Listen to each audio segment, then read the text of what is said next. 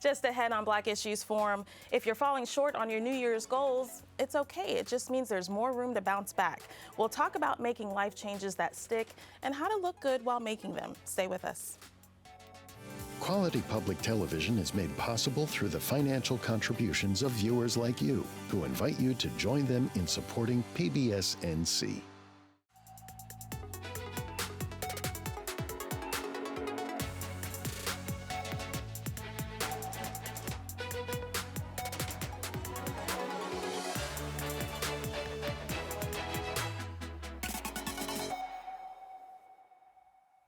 Welcome to Black Issues Forum. I'm your host, Kenia Thompson, and as you can see, things look a little different here in the studio. We have gotten a new set, and I hope you love it just as much as I do.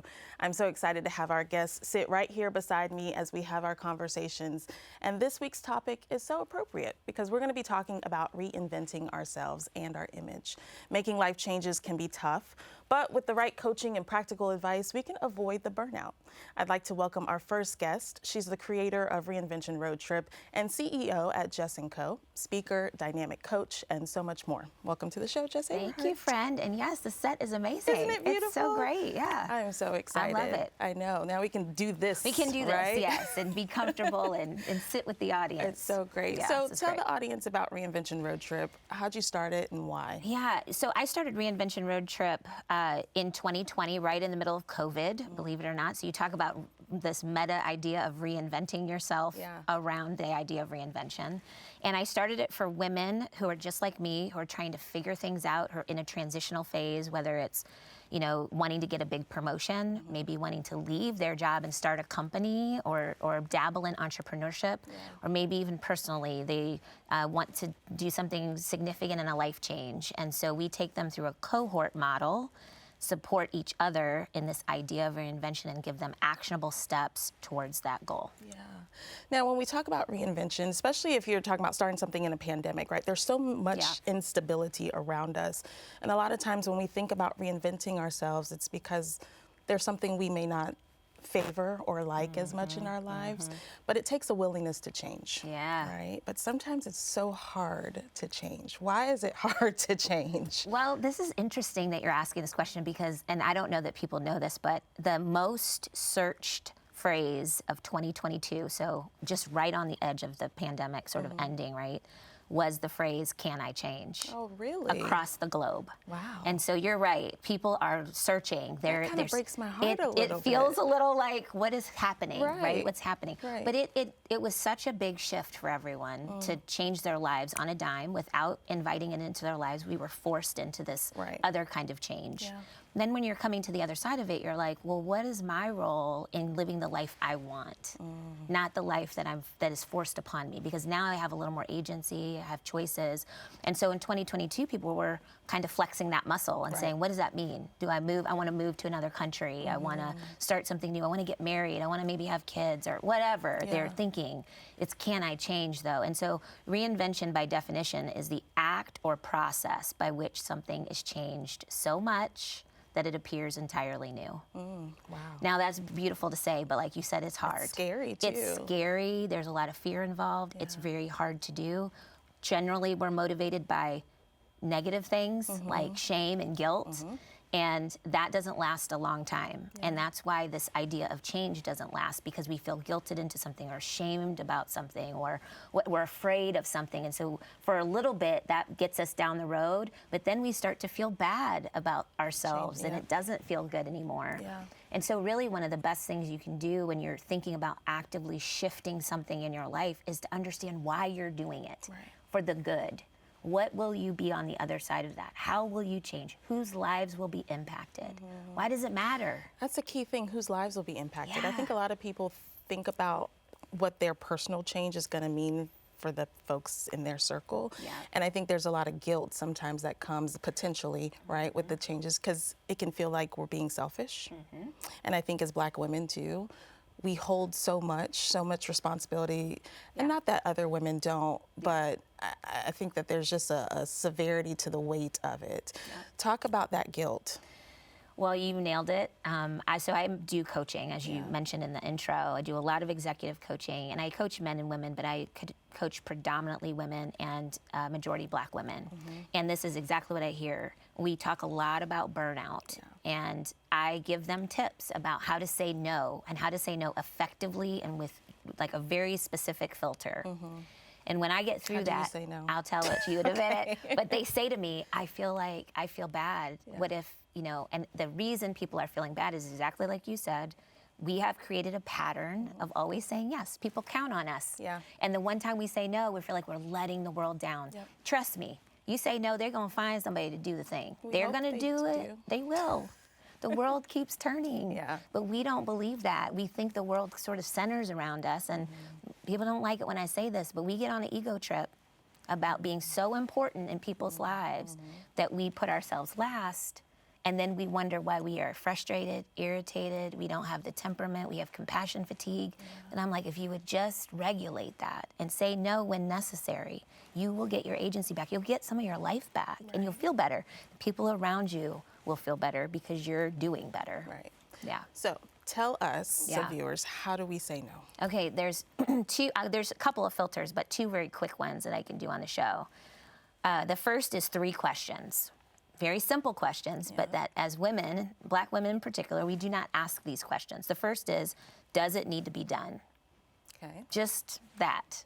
Because by me or by anybody. So if somebody gives you a task, you should be saying to yourself, does this task actually need to happen? Do I need to do this, or is this something I've just always said yes to, or we just think it needs to happen during the day, but we could do without? Second question is, does it need to be done now?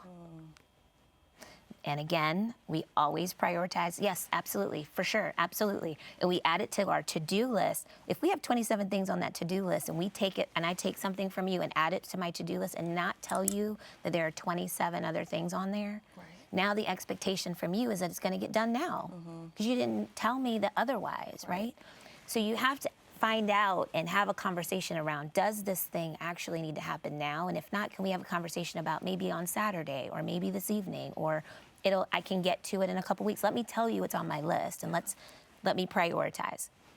Maybe it doesn't need to be done now at all, right? How do you manage that with work?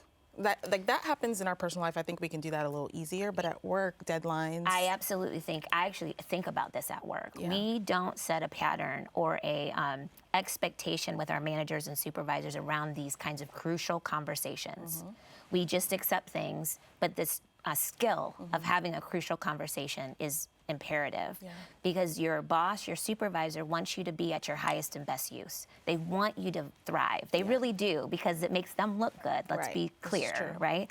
So if you're piling on and you're not getting things done on time, then you look like you aren't good at your job, that you can't keep up. And if it was just a simple conversation around, you just gave me 5 things, I already have 7. Let's look at this together and help me prioritize them, because I want to get to all of them. I want to be my best, but I'm clearly one person. Wait, the third question is, does it need to be done by me? Does it need to be done? Does it need to be done now? And does it need to be done by me? And that goes back to that original thing about us feeling like we're the center of all things, and I'm so glad they asked me. I feel so special that I was invited into this moment, right? But maybe you're not the best one. Maybe you're not the right one. Maybe you don't have the tools, or you're not equipped in that moment. You can say no and pass it off to someone else, and that is just fine. But in order to do that, we must know ourselves. You gotta we must know yourself. Our strengths, right? What we're good at, what we want to do too. And so I think that's important. You mentioned some feelings that happen around burnout. Talk about what are some of those kind of recognizable emotions or actions that happen when we are in that burnout stage? Burnout is a symptom of chronic stress. The World Health Organization acknowledged burnout specifically in the workplace in 2019, which notably is before COVID, so it's only gotten worse, right? So they are recognizing it as something that is pervasive in the workplace, and you'll see it through irritability. You'll also see it in folks who are chronic fatigue. They're tired. They're not hitting their deadlines. You'll see compassion fatigue, which is what I experienced when I went through burnout in 2022. I couldn't even take phone calls from dear friends without crying because I felt overwhelmed. Yeah. And so we don't want to live like that, right? We don't want to feel like we can't function throughout the day without being spiked, right? And that's what chronic stress does. It spikes us. And so burnout, you have to recognize it because it shows up in our body. It will show up diabetes, obesity, heart disease. That these are real symptoms of chronic stress. Yeah. And if burnout is tied to that, regulating how you move and regulating your burnout actually will help your physical body. And as Black women, we know we're on the margins for all of these health issues and health disparities. And we cannot pile on something that we have control over. Right. And that's the thing. I think we feel like we don't have agency in our life, and you have control over this. You might hurt some people's feelings along the way now. Let's not be pie in the sky. Right. Some people might not like you saying no, but if you explain why you're doing it and it actually benefits them too, right, then they'll get there. It's a conversation. It's a conversation. And in my opinion, if they can't see it, then maybe you might want to reevaluate that relationship. Okay. Right? I'm with you, girl. So I've had to do that. Yeah, it's hard. We've had to do that. But yeah. Now, it's the beginning of the year. We just hit February. Yes. People did their vision boards. They got their resolutions together. Yeah. And you know what happens about 30 days in. Yeah. People might fall off a little bit. What makes your program work? What makes it different from a resolution? Well, you're right. So we're beginning of February. 46%, I think, of all Americans statistically will be done with their resolutions 30 days in. 9% finish in like the first day or two. Wow. 23% the first week. I mean, we just don't stick to it, right? Yeah. When I think about our program, I think about something very simple. We have to stop taking our goals like they're the big elephant in the room and break it down into smaller pieces. Yeah. Right? Be realistic about this goal. Are you ready for change? And this is what our program does, is like, first of all, I know you say you want to lose 30 pounds. Are you ready to do that? Is your life set up for that? Like, is my bank account set up, right? Like, am I set up for this change? Just because you say a thing doesn't mean you're ready to do a thing. So that's the very first thing. Yeah. Then once you say, I am ready for this, okay, great. I know that's your goal, and we're probably going to hit that target in like 18 months, but I only focus on the next 90 days in my program. Okay. Not just my program, but in my life, and I've been doing this for years. Oh, wow. So much changes after 90 days, after 3 months, if you think about it, that to plan out a year in advance like we do at the beginning of the year doesn't quite make sense. Yeah. So if you can take it into small, manageable chunks and take 90 days and then figure out what that goal is, break it down to 30 days and each month, then each week, then each day. And I'm a walking testament to this. If you were to grab my notebook, you would see it broken down. And I go 3 days out with highlighters, and that's all I focus on. I don't worry about what's happening February 17th. That's too far out for me. Yeah. I'm just trying to work my way to February 17th. And that doesn't mean we're not planning. No, right? I have a goal in mind. Yeah. But small, actionable wins, right? Because we get overwhelmed when we don't see that big win. Yeah. I didn't lose 5 pounds this week, but you lost 3. That's a big win. You lost a half a pound a day, right? But we're like, but we didn't get to 5, but you got to 3. Next week you'll be at 6, right? But we don't know how to celebrate ourselves, and we don't know how to find the little wins in the day. And so we quit. Yeah. So it's easier to quit than to press on. And we need to press on because the world needs us at our best, where we're fulfilled and joyful. Right. Yeah. So for those that are watching that say, I think I want to be part of that program. We've got a cohort coming up in March. Yes, we do. Tell people how they can register and what to expect when they sign up. Thank you, Kenia. Yeah, so we do have a program, our first one of the year. We're actually only doing 2 this year. So get on this train if you're interested. March 1st is when we start. You can register at reinventionroadtrip.com. Okay. Reinventionroadtrip.com, and it's all spelled out for you there. Perfect. Thank you so much, Jes. Thank you, friend. Jes Averhart. Yeah, friend. This has been, I think, revealing for a lot of people. Hopefully they can reassess their goals, reassess where they want to go, and just be generous with themselves. Agreed. Gentle. Yes, gentle. And gentle. Thank you so much. Thank you. Thank you. Well, that certainly gave me confidence that reinvention isn't impossible, but one thing that goes hand in hand with boosting your self-confidence is how we look, down to the clothes that we wear. We're about to talk to a local stylist about just how much our threads matter, but first, take a look at the decades of impact the Black community has had on fashion in this week's Melanin Moment.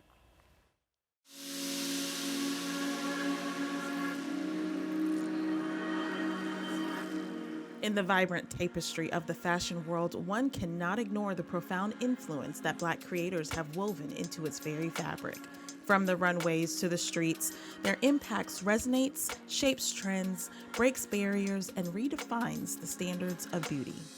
Let's take a stroll through history where names like Zelda Wynn Valdez broke barriers as the first Black fashion designer in the mid-20th century to open her own shop in New York City. And in the new millennium, we are graced by the brilliance of Tracy Reese, whose feminine and whimsical designs have adorned the likes of former First Lady Michelle Obama.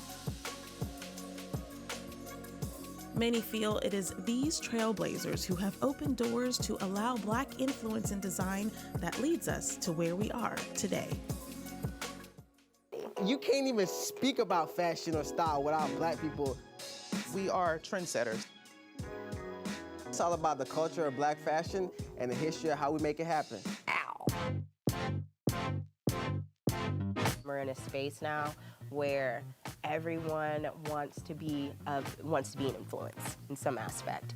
And a lot of times when that is happening, the purpose and the mission gets missed and gets like swept under the rug, and it becomes a dog-eat-dog world. And in actuality, a lot of Black women and men started a lot of stuff, and we deserve to get the credit. A lot of things that are in style right now that every woman is wearing really came from the Black community. And at the time when we did it, it was, how would I say it? I mean, I can only speak the truth. It was deemed as ghetto or ratchet or untasteful.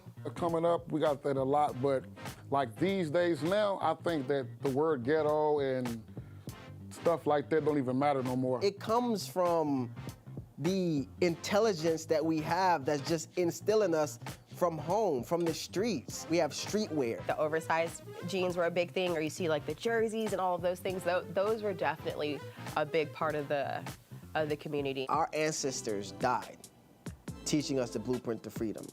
It's time to live to show them we heard them. Because it's bigger than us. We have children, we have a family, and we wanted to build something that outlives us. It's extremely hard for you to take over an industry or fit in somewhere where you're not only not wanted, but they don't even respect you enough to feel like you belong. And as long as you're comfortable in your skin, it doesn't matter what it looks like to anyone else or how anyone else feels. I think that's fashion. Black people are the blueprint when it comes to certain fashion. Some people may not like that, but it's the truth. It's right there in the magazines. It's right there on your TV. Everything rotates itself, but it's all started with the Black community.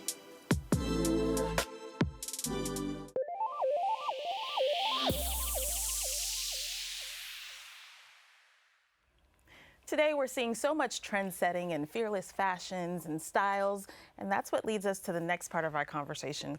To talk fashion, I welcome to the show personal stylist and care curator, Dustin Byrd. Yes, welcome thank you so to much. the show. It's a pleasure to be here. What do you think about that piece? I love it. I mean, you know, when you think about the things that we've been able to accomplish over the years in fashion, it's a creative expression that runs deep, right? And so it's another method of energy for us to tap into, right? And I'm just appreciative to be in this industry, helping people to understand their greatness when it comes to this as well. Yeah, and you do it well. I have to admit, when I was getting dressed this morning, I said to myself, what is Dustin gonna think about my outfit? Oh, did you think about what I was gonna think? I did, well, I did. It looks great. Thank you so much, thank you so much. So we just heard Jes Averhart talk about reinventing ourselves. Yeah. Let's talk about what reinvention looks like on the outside. Yes, I think so. For me, I mean, I think it's a great thing to be able to understand that you can recreate yourself every day, right? And so when we think about our image presentations, one of the things we need to think about is how do we want to be perceived and how do we perceive ourselves, right? So those are the main things that we want to make sure that we're constantly portraying throughout our daily interactions and the things that we do in our lives, right? And so another thing that we also think about when it comes to our image presentation is the confidence that is derived from that, right? I always tell my clients and people that I interact with when it comes to this is that confidence is an energy, and we want to be able to leverage that as much as we possibly can, and it gives us the ability to be able to present our best selves as much as we possibly can on a day-to-day basis. Nice. The video talked about perception of self, right? You just mentioned perception, but other people perceive us in different ways, and we know that historically Black people haven't always been perceived positively with the fashion choices that we make. Talk about how perception, a little more on how perception really influences how we win in life or not. Yeah. So it's think about it. It's one of the very first things you see when you see somebody or meet them for the first time is how their presentation, their personal presentation. And it's very important that we take this into consideration. And I always tell clients that 3 things, you have great style when 3 things are in alignment. That's your image presentation, your lifestyle, which is the things that you find yourself in on a day-to-day basis, and also, making sure that you're respecting the environment that you're dressing for. Right, that's one of the most important things. Yeah. You can have the creative expression, but if you're at a job or if within your personal life, you want to make sure that your attire choices always respect that at all times. And I think, go ahead. No, I was just going to say, how do we balance that then, right? Let's say we do work in a corporate setting, but we want to add a blue streak to our hair, or we want to have long nails, right? But we may not see other people do that. Does that mean it's not okay, or it just means other people haven't broken that stereotype? I wouldn't say that it's not okay, but I think I would go with the latter, that certain things maybe not, other people may have not journeyed in those. So you definitely want to continue to portray yourself and always stay true to your creative expression, but you just want to make sure it's in alignment with the brand that you're that you're representing, your job, or even in your brand messaging. If you're an entrepreneur, you want to make sure that whatever you want to be communicated and the demographic that you're trying to reach, that you're in alignment with that. And so I think if you operate within that, then you'll be just fine. Okay. So, when we take a look at millennials today, they have their own mind, which is a good thing, right? And I actually am a millennial, but I'm an older. I think I'm like, I missed the previous generation just by a year. But they challenge, right? And when I look at my kids, my daughter mixes plaid with flowers, and I'm thinking, okay, if that's your style. Right. How are we seeing fashion evolve? We saw the historical evolution. Where do you see fashion going now? Well, so right now, we see a lot of, especially in the workplace right now, it's a little bit more casual than it was before. As we were talking earlier today, is that COVID kind of created some confusion, and a lot of people were just dressing up the upper quadrants of their bodies, pajamas down below. Right. Now we're back in the workforce, things are back to normal in a sense. So I think what we're going to see is we're going to start to see people suiting up and dressing up a little bit more. And as I'm talking to my clients, one of the first things that they're looking to do right now and moving forward is how can they create a brand new style identity, right? Coming out of so much confusion creates a time of inspiration and a time to really want to dig in and figure out, what do I want my look to say about me moving forward? And it creates just so much energy to be able to portray, and it's a really fun time to be able to create this, right? And so I think moving forward, we'll see a lot of people dressing back up, still going to have that creative expression. In many different cases, we'll see envelopes being pushed, but hopefully they'll be pushed in the right way. Yeah, I think so too. Just like Jes was saying, when we recognize who we are and we reevaluate where we want to go, I think that will also reflect undoubtedly with what we wear and the choices we make. You talk about working with your clients. Not everyone can afford a stylist. Correct. What are some fundamental elements of style that we should consider when putting together an outfit? So I think having the bases covered, right? And I think one of the ways to do that is before you go out and shop, and as we've talked about this before you take the time to go out and shop, I think you need to do some inventory of what you currently have, right? And you need to ask yourself, how do I want to be perceived? what will be, what my look be, what do I want my style to say about myself, right? And you start there. And then from that point, you want to make sure that you're aligning yourself with those things and adding the pieces that you need to be able to have the basics covered first, right? So covering the basics first, and then you can start to add on those unique trend pieces. You don't want to build a wardrobe specifically on those because it's hard to sustain that, and you may not want to wear those things all the time. All the time, right? So one of the things you definitely want to do is make sure you have a foundational wardrobe of core items that are going to get you through your day-to-day. Like basic colors. Basic colors. Okay. And also, I always say that, whenever you can have a specific look for every given environment that you find yourself in, you're going to a wedding, you got something, right? Yeah. You're going to be traveling on the weekend, you have something in mind for that. So I would tell people to make sure that you create that type of environment within your wardrobe so that you can address everything within your lifestyle in a stylish manner. And once you do that, you're off to the races. That's awesome. Yeah. So if someone wants to hire you as a stylist, how do folks get in touch with you? Yeah, so you can reach me on my website. So it'll be dbpersonalstyling.com. One of the very first things I tell people to do is just definitely take a look at the capture form, fill that out. That'll give me a little bit more information about some of your style goals, wardrobe challenges that you may have. And I will gladly be able to address it from there, set an appointment, and then we'll go from there. Wonderful. Well, thank you so much. So much insight, I think, on this show. And hopefully folks have a renewed vision of how they can present themselves in the future. Absolutely. Thank you, Dustin so Byrd. much for having me. Thank you. And we thank you for watching and invite you to engage with us on Instagram using the hashtag Black Issues Forum. You can also find our full episodes on pbsnc.org/Black Issues Forum and on the PBS Video app. Thanks again for watching. I'm Kenia Thompson. I'll see you next time.